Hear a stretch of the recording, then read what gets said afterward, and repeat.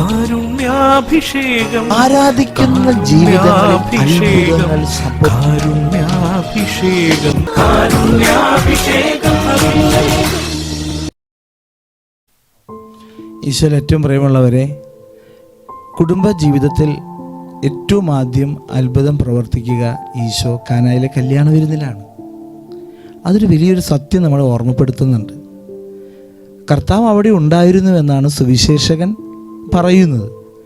പക്ഷേ അവിടെ കർത്താവ് ഉണ്ടായിട്ടും അത്ഭുതം പ്രവർത്തിക്കാൻ കാരണം പരിശുദ്ധ അമ്മ ഈശോയെ വിളിച്ച് അത് നിറവേറ്റുവാൻ ആവശ്യപ്പെടുകയാണ്.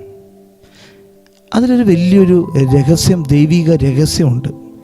നീ വിളിക്കാൻ നിനക്ക് മനസ്സുണ്ടോ എന്നുള്ളതാണ്. വിളിക്കാൻ നിനക്കൊരു മനസ്സുണ്ടെങ്കിൽ വരാൻ തയ്യാറായൊരു ദൈവമുണ്ട്, അനുഗ്രഹിക്കാൻ മനസ്സുള്ളൊരു ദൈവമുണ്ട് എന്ന് പറയുകയാണ്.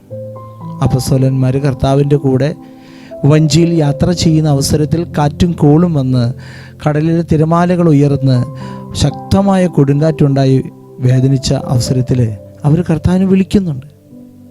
അതുപോലെ തന്നെ ജായിറസിൻ്റെ പുത്രിയെ ഉയർപ്പിക്കുന്ന അവസരത്തിൽ ആ പിതാവ് പ്രാർത്ഥിക്കുന്നു.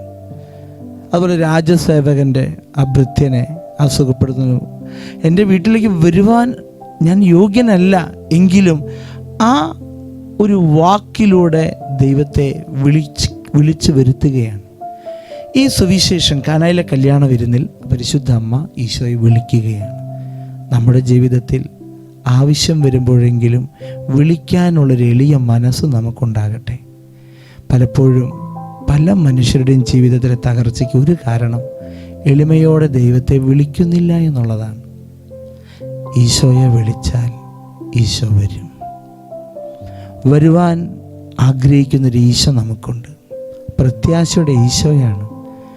മരണത്തെ തോൽപ്പിച്ച, പരാജയപ്പെടുത്തിയ, നിത്യജീവനുള്ള ആ ഈശോ നീ ഏത് സാഹചര്യത്തിലും, ദുർഘടാവസ്ഥയിലും, സാമ്പത്തിക ബുദ്ധിമുട്ടുകളിലും, ക്ലേശങ്ങളിലും, ദുരിതത്തിലും, രോഗത്തിലും നീ ഈശോയെ വിളിച്ചാൽ ഈശോ വരും.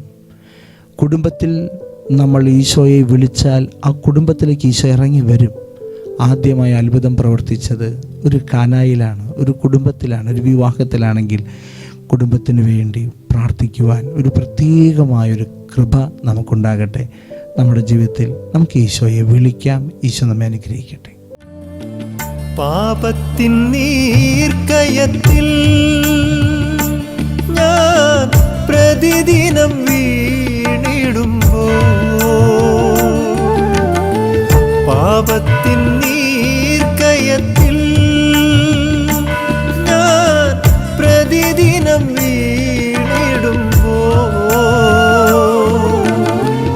എന്നെ താങ്ങാൻ, എന്നെ നയിക്കാൻ എന്നാഥനരികിലുണ്ട്. എന്നെ താങ്ങാൻ, എന്നെ നയിക്കാൻ എന്നാഥനരികിലുണ്ട്. പരിശുദ്ധ പരമദിവ്യകാരുണ്യത്തിന് എന്നേരവും ആരാധനയും സ്തുതിയും പുകഴ്ചയും ഉണ്ടായിരിക്കട്ടെ. പരിശുദ്ധ പരമദിവ്യകാരുണ്യത്തിന് എന്നേരവും ആരാധനയും സ്തുതിയും പുകഴ്ചയും ഉണ്ടായിരിക്കട്ടെ. പരിശുദ്ധ പരമദിവ്യകാരുണ്യത്തിന് എന്നേരവും ആരാധനയും സ്തുതിയും പുകഴ്ചയും ഉണ്ടായിരിക്കട്ടെ.